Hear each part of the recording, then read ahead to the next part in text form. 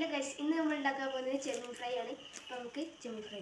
Hello guys, അപ്പോൾ നമ്മൾ ചെമ്മീനിലോട്ട് മസാലകൾ വെച്ചാൽ ഇഞ്ചി, വെളുത്തുള്ളി, കുരുമുളക്, വേപ്പിൻ്റെ ഇല പേസ്റ്റ് അരച്ചതാണ് നമ്മൾ ആദ്യം മസാല ഇട്ടിട്ട് വന്നത്. അതിന് ശേഷം മുളക് പൊടി, ഉപ്പ്, മഞ്ഞൾപ്പൊടി എല്ലാതും കൂടി അതിലോട്ട് ഇടുന്നുണ്ട്. അതിന് ശേഷം വിനാഗിരി കുറച്ച് ഒഴിച്ച് എണ്ണയും അത്യാവശ്യത്തിന് മാത്രം ഒഴിച്ച് അതിൽ വെക്കുക. അതിനുശേഷം നല്ലോണം അത് മിക്സ് ചെയ്ത് ആ ചെമ്മീനിലോട്ട് പിടിക്കുന്നത് വരെ മിക്സ് ചെയ്ത് നമ്മൾ വെക്കുക.